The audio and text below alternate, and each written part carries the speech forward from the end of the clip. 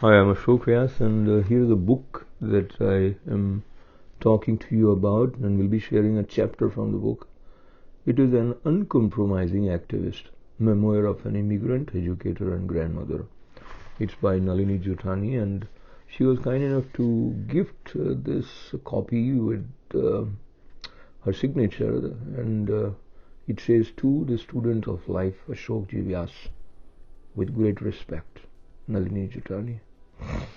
And I feel fortunate that I got this book. It was sitting for quite some time, and finally, when I started reading, there is so much to appreciate about the book, but I'll come directly to chapter 9. She has shared her journey of life, her experiences, her relations, and it flows, and each chapter is complete in itself. So even if you don't read the book, you get a sense of wholeness from each chapter.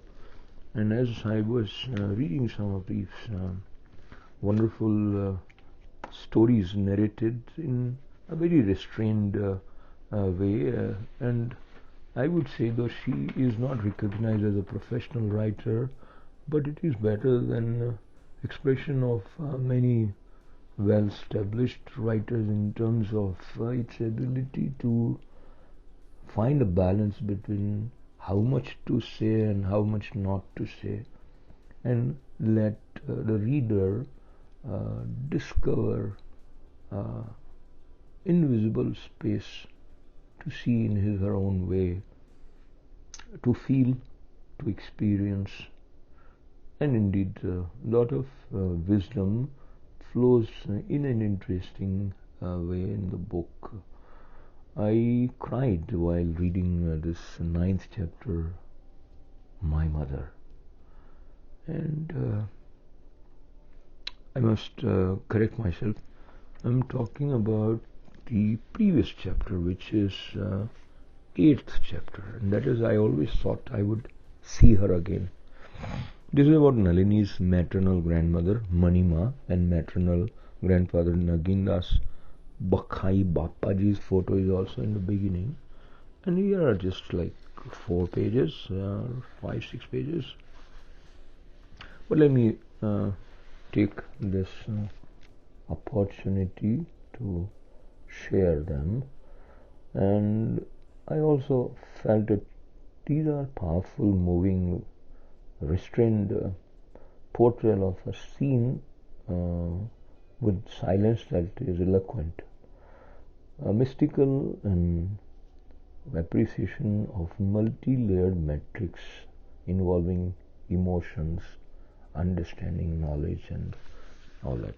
So with this kind of informal and not very articulate call it introduction, or just my expression of love for the book, and of course for the person behind the book, here we go. Once again, book, An Uncompromising Activist, Memoir of an Immigrant, Educator and Grandmother, by Nalini Juthani, chapter 8. I always thought I would see her again. Here we go. After I moved to America, I always thought I would see my grandmother Ma again. Thankfully I did. Now that she's gone, I continue to hear her voice in everything I do. Throughout my young life, Ma was my biggest supporter. She was my greatest source of comfort and wisdom. She always encouraged me to pursue my ambitions. I was the first woman in my community to become a physician. However, my ambition and perseverance to achieve and become somebody came at a big price. In particular, the men in my extended family didn't approve of my ambitious thinking. They advised my grandparents to curtail my ambitions because they felt that if I continued to pursue my dreams, my grandparents would never be able to find an appropriate husband for me. Ours was basically a business community in which young men took over their father's businesses. Only very few men in our community pursued higher education and would therefore be acceptable husbands for me. if I become a doctor, if I became a doctor. From a young age, I despised men who didn't think independently and didn't pursue their interests. I felt that they were taking the easy way out by joining their family businesses, which had been passed on through several generations. On this issue, as on so many others, I was quite vocal about how I felt. People in my family considered the freedom with which I spoke to be rude and arrogant. However, my grandmother was different. She listened to what I was saying, helped me clarify my thoughts, and put me on the right track without being judgmental. When I was in medical school, Ma would stay up with me while I was studying late at night. She would make me tea and bring in some snacks so that I could continue to study. My grandmother had never gone to school. She grew up in a small village and learned how to do what I call women's chores. She came to Mumbai, a large city, after marrying my grandfather at the age of 14. In spite of this, she supported my desire to become a doctor. My ambition to pursue a medical specialty brought me to America in 1970. By then I had found my life partner, Viren. Our families had arranged our marriage, but we both had the choice to accept or reject the arrangement. My husband also came from a business community, but like me, he had the ambition to step out of the familiar life path and had also pursued medicine. Like me, he had planned to pursue a medical specialty in America. We had similar values and similar goals in life. I was 24 and Viren was 29 years old. The first month of our marriage was full of excitement. After our honeymoon, we were going to America, nearly 10,000 miles away from home. No one from our families had ever traveled abroad.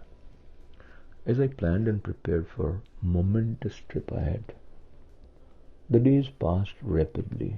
During that time, I wished I had dedicated some time to sit with my grandmother and ask for her advice on my new marriage and tips for living away from home without any emotional support. Though I had always considered myself an independent thinker, I was scared. It occurred to me that Ma had hardly travelled within India. How would she know what it would be like to live so far from home? I brushed those thoughts aside. Deep down, I knew Ma's inspiration would be with me wherever I was. Finally, our journey to America began 1 month after our wedding. Though I was travelling almost 10,000 miles away on a very limited budget with no set plans to return, I knew that I would see my grandmother again. In the United States, we discovered that telephone calls to India were very expensive. I spoke to my family once a year, and the first thing we said was, "We are all right. How's everyone at home?" The phone connections were not very good, and we had to repeat everything several times to be understood. But those phone calls were still something we looked forward to, just to hear each other's voices. However, we mostly communicated through letters. Ma could not read or write.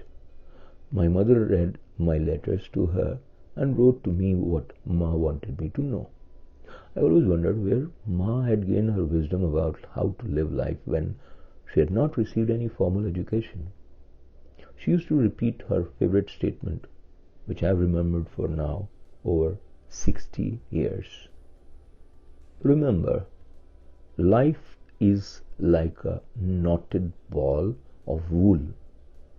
Our task is to unknot it strand by strand until each strand flows smoothly again. This statement was deeply meaningful to me. To this day, I think about her words of wisdom when life seems too complicated. I work on unknotting each strand of my life until each one starts flowing smoothly again.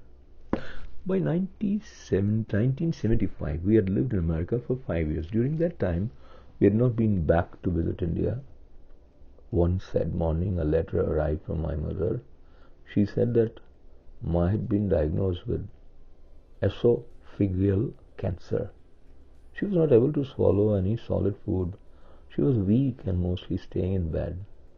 My mother said that the doctors did not believe that Ma would live long, that Ma would live very long. My husband held my hand as I sat crying and wondering if I would ever see Ma again. I was in the middle of my psychiatry residency. We had saved money for 2 airline tickets to be used if we needed to go back home. Our first daughter, Manisha, was 1.5 years old at the time. My husband and I both decided to take a week off work to return to India to see my grandmother. We did not inform anyone in India that we were coming. The three of us flew back home to see Ma one last time. The night before we arrived in India, my grandmother told my grandfather that I had returned to India from the United States. My grandfather called the doctor, who thought she might have been hallucinating and headed for delirium. We arrived at the Mumbai airport, took a taxi and arrived at home. When my mother opened the door, we all burst into hysterical laughter from the sheer joy of seeing each other again after so long. My grandmother had a big smile on her face. She said to my grandfather, "Did I not tell you last night that she has come back from the United States?"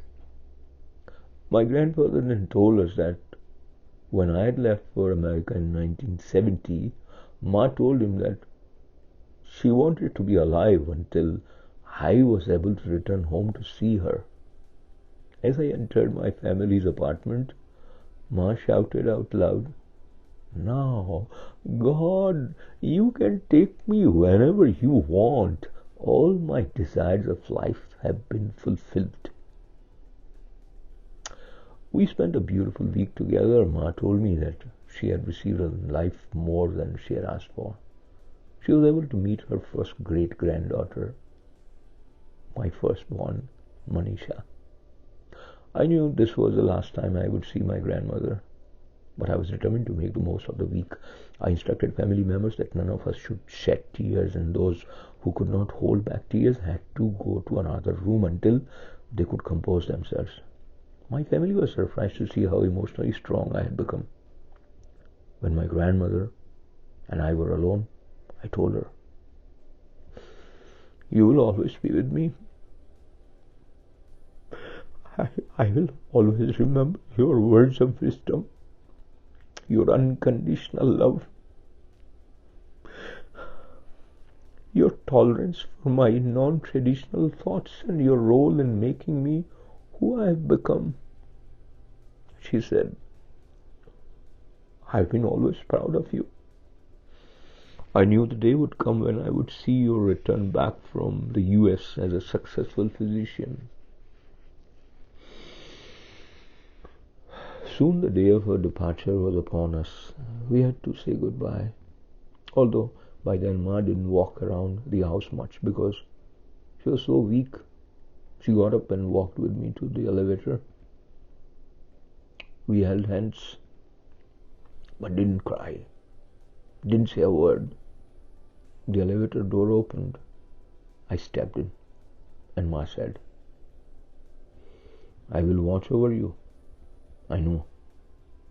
You will always do the right thing."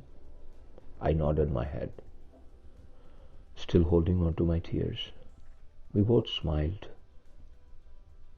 As the elevator door closed, tears came rolling down my cheeks. I knew then that my mother would not be there the next time I came to India. But I knew that she would always be with me as my guiding torch.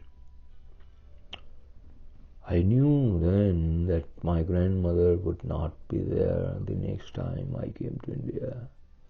But I knew that she would always be with me as my guiding torch. So that was chapter 8 from the book, An Uncompromising Activist, Memoir of an Immigrant Educator and a Grandmother by Nalini Juthani. This is Ashok Vyas. Thanks for listening.